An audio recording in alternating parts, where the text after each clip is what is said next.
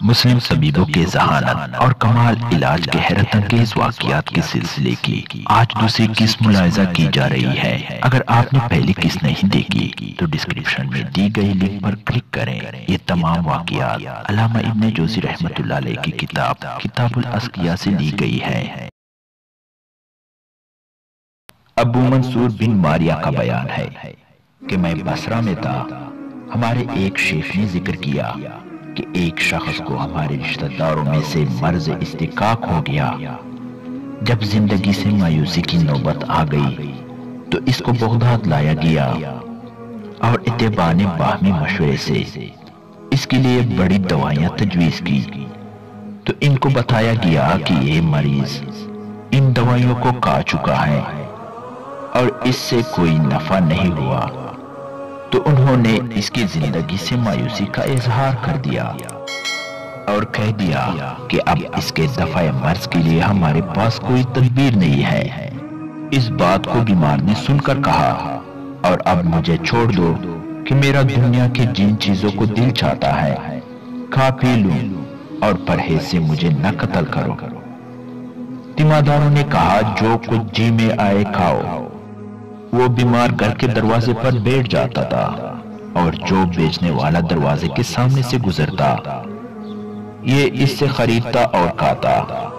ایک مرتبہ اس کے سامنے پکی ہوئی ٹیڈیاں بیچنے والا شخص آیا تو اس نے 5 سے ٹیڈیاں خریدی اور سب کی سب کھا گیا۔ اب اس کو اسہال ہونا شروع ہوئے، یہاں تک کہ 3 دن میں 300 مرتبہ سے زیادہ اس کو بیت الخلاء کے لیے اٹھنے کی ضرورت ہوئی اور مرنے کے قریب ہو گیا۔ پھر اسہال بند ہو گئے اور جو کچھ مادہ خبثہ اس کے پیٹ میں تھا سب نکل گیا اور قوت پیدا ہو گئی اور اچھا ہو گیا اور اپنی ضرورتوں کے لیے باہر پھرنے لگا۔ ایک مرتبہ ایک طبیب نے جو اس کے صحت سے مایوس ہو چکا تھا اس کو تندرست دیکھ کر بہت تعجب کیا اور اس سے حال پوچھا تو اس نے بیان کر دیا۔ حکیم صاحب نے کہا ٹڈی کی تاثیر تو یہ نہیں کہ اس سے ایسی کیفیت ظاہر ہو، یہ لازمی بات ہے کہ جن ٹڈیوں کے کھانے سے یہ بات پیدا ہوئی ان میں کوئی خصوصیت ہو جو آ گئی ہو۔ میں چاہتا ہوں کہ تم مجھے اس شخص کا پتہ دو جس نے وہ ٹڈیاں تمہارے ہاتھ بیچی تھی۔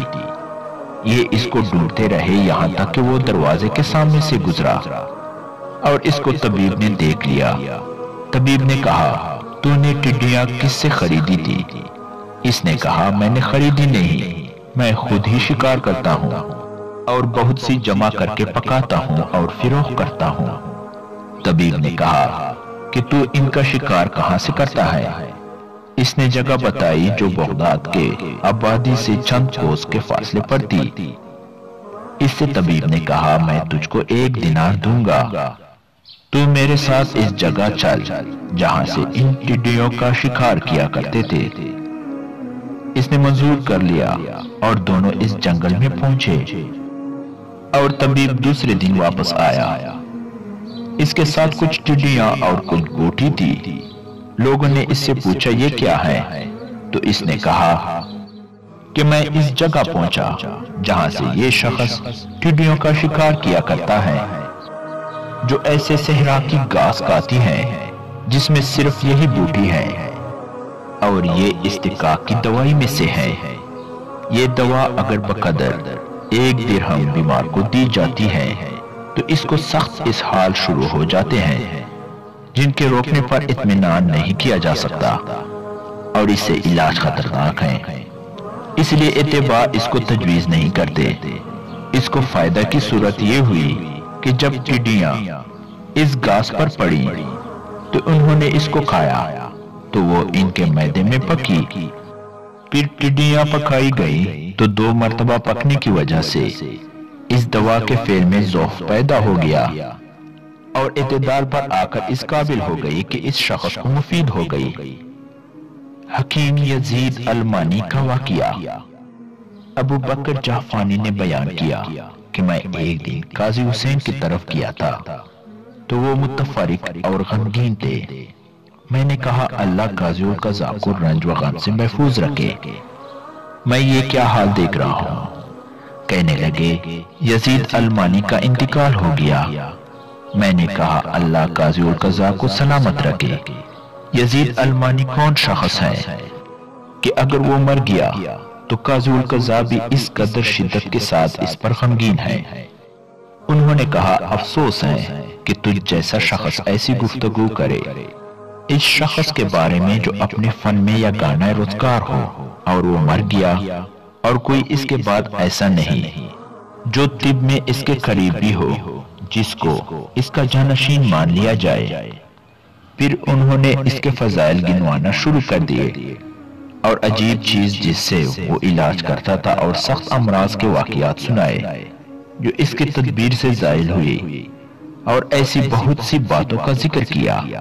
من جملہ ان کے ایک یہ ہے کہ انہوں نے کہا عرصہ ہو گیا کہ مجھ سے اس شہر کے ایک بڑے معزز شخص نے ذکر کیا تھا کہ اس کی لڑکی ایک عجیب بیماری میں مبتلا ہے جس کو وہ اس سے چھپاتی رہی۔ پھر جب وہ اس سے مطلع ہو گیا تو وہ بھی ایک مدت چھپاتا رہا۔ پھر جب دم لبوں پر آ گیا تو اس نے بیان کر دیا کہ میں نے خیال کیا کہ اب تو اس سے زیادہ مخفی رکھنے کی گنجائش ہی نہیں رہی، اور بیماری یہ تھی کہ لڑکی کے شرمگاہ میں درد کے سخت چوکے لگتے تھے جس کی وجہ سے رات کی نیند اور دن کا سکون ختم ہو چکا تھا، اور اس تکلیف سے وہ بڑی چیخیں مارتی تھی، اور اس کے دوران میں اس میں سے گوشت کے پانی کے رنگ کا تھوڑا سا خون بھی نکلتا تھا، اور نہ وہاں بظاہر کوئی زخم تھا اور نہ زیادہ ورم تھا۔ جب مجھے ڈر ہوا کہ یہ اگر مر گئی تو اللہ کے سامنے میں گناہگار ہوں گا، میں نے یزید کو بلا کر مشورہ کیا۔ اس نے کہا مجھے ایک بات کہنے کی اجازت دیجیے اور اس پر مجھے معذور سمجھیے۔ میں نے کہا بہت اچھا، میرے لیے یہ ممکن نہیں ہے کہ میں کوئی دوا تجویز کر دوں بغیر موقع دیکھے ہوئے، اور مجھے اپنے ہاتھ سے بھی تفتیش کرنا پڑے گی، اور عورت سے اسباب مرض معلوم کرنے کے لیے کچھ سوالات بھی کرنے پڑیں گی، اس احتمال پر کہ ایسے واقعات ہی مرض پیدا ہونے کا سبب ہوئے ہوں۔ میں نے لڑکی کے خطرناک حالات اور موت کے قریب پہنچ جانے کے بنا پر ہر بات کی اجازت دے دی، اور اس نے موقع کی تجسس کے بعد سوالات کا سلسلہ بہت لمبا کر دیا اور ایسی باتیں کی جن کا بیمار سے کچھ تعلق نہیں ہوتا تھا، جب تک تکلیف کے سبب کو وہ پہچان نہ کیا۔ اس حد تک کے قریب تھا کہ میں اس پر حملہ کر دوں۔ میں مجبوراً صبر کیے رہا، اور اس کی یہ عادت میرے پیش نظر آ گئی جس کو میں جانتا تھا کہ وہ ہر ایک کے راز کو چھپایا کرتا ہے، تو اس کڑوے گونٹ پر صبر کرتا رہا، یہاں تک کہ اس نے مجھ سے کہا کہ کسی کو حکم دو کہ وہ اس کو تھام لے۔ میں نے اس کا انتظام کر دیا، پھر اس نے مقام مخصوص میں اپنا ہاتھ سختی سے دے دیا۔ عورت چیخ مار کر بے ہوش ہو گئی اور خون جاری ہو گیا، اور وہ اپنے ہاتھ سے ایک جانور نکال لایا جو گہریلے سے کچھ چھوٹا تھا، اور اس کو پھینک دیا، اور لڑکی فوراً اٹھ کر بیٹھی، اور اس نے اپنے بدن پر کپڑا ڈالا اور کہنے لگی کہ ابا مجھ پر پردہ چھوڑ دو، میں اچھی ہو گئی ہوں۔ پھر اس نے اس حیوان کو اپنے ہاتھ سے اٹھا لیا اور مکان سے باہر آ گیا۔ میں بڑھ کر اس سے ملا اور اس کو بیٹھا کر میں نے اس سے کہا مجھے یہ بتا دیجئے کہ یہ کیا چیز ہے۔ کہنے لگے کہ مجھے اس بات میں کوئی شک نہیں کہ میرے سوالات تم کو سخت ناگوار گزرے ہیں، وہ صرف اس لیے تھے کہ میں ان اسباب کی جستجو کر رہا تھا جس سے بیماری پر استدلال کر سکوں۔ یہاں تک کہ اس نے کہا کہ میں ایک دن اس کوٹڑے میں بیٹھی تھی جس میں وہ بیل باندھے جاتے ہیں جو تمہارے باغ کا رہٹ چلاتے ہیں۔ پھر اس کے بعد یہ تکلیف شروع ہو گئی۔ اس دن کے بعد کو سبب تکلیف نہیں پہچان سکی تو میرے خیالات نے یہ اخذ کیا کہ اس کی شرمگاہ میں کوئی چچڑی داخل ہو گئی ہے۔ اور جب جس مقام پر جم رہی ہے وہاں سے خون چوستی ہے تو درد کے چوکے لگتے ہیں، اور جب وہ پیٹ بھر لیتی ہے تو خون کے قطرات چوسنے کی جگہ سے بہہ کر شرمگاہ سے باہر آ جاتے ہیں۔ اپنے قیاس کی جانچ کے لیے میں نے چاہا کہ اپنا ہاتھ پہنچا کر ٹٹول کر دیکھوں، تو میں نے اپنا ہاتھ دیکھ کر دیکھا تو مجھے چیچڑی مل گئی۔